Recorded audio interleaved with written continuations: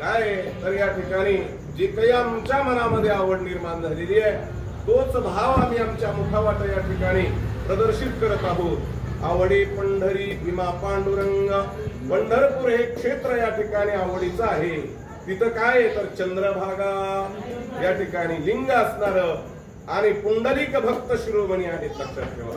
का चंद्रभागा लिंग पुंडलिक, आणि म्हणून मनस्वी इच्छा पूर्ण होणार तीर्थक्षेत्र म्हणजे काय कामधेनू, कामधेनू आहे त्या ठिकाणी, कल्पतरू आहे, चिंतामणी असणारा रत्न आहे कामधेनू कल्पतरू चिंतामणी, आवडीते धनी पुरवितो, जे जे आवड निर्माण होईल ते या ठिकाणी परिपूर्ण करण्याचं क्षेत्र असणार प्रतिष्ठान त्याला म्हणायचं, ते म्हणजे पंढरी क्षेत्र, लक्षात ठेवा।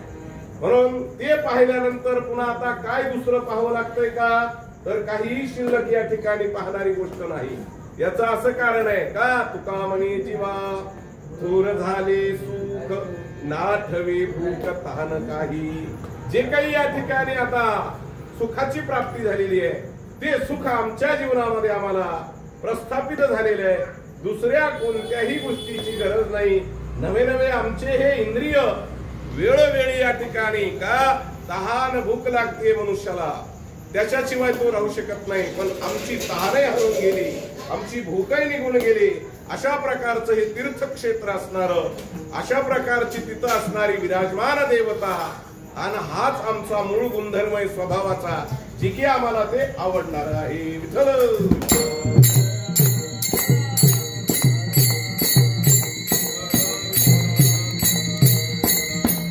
आवड या विषयावर या ठिकाणी चर्चा करण्यापूर्वी खरं पाहायला जर गेलं तर आज ज्यांना ज्यांना पंढरी क्षेत्र ठिकाण जवळ आहे ते खरे भाग्यवंत आहेत, लक्षात ठेवा। परंतु यांच्या जीवनामध्ये भाग्य म्हणजे थोडं दूर अंतरावरलं आहे।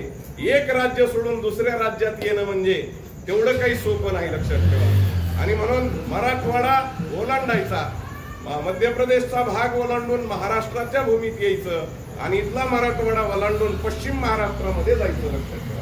एवढा मार्गक्रमण करण्याचा काळ आहे तर किती दिवसापासून निघालेले किंवा कधी सुरुवात केलेली आणि कितीवा दिवस आहे आज इथं येण्याचा, हे या ठिकाणी सांगणं म्हणजे खरं ही भक्ती समोरच दिसती, लक्षात ठेवा।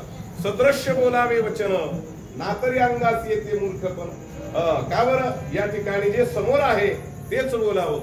आणि म्हणून खरं पाहायला गेलं बराचसा काळ निघून गेला, इथपर्यंतचा प्रवास प्राप्त झाला आणि आता काही अंशानं काही काळानं या ठिकाणी ही वद्य एकादशी यायची, आता उद्याची येणारी वद्य एकादशी, हे जाऊन पुढची येणारी शुक्ल पक्षातली एकादशी, म्हणजे त्या एकादशी पासून ज्येष्ठ वद्य एकादशी पर्यंत 15 दिवसाचा काळ जातो, लक्षात ठेवा।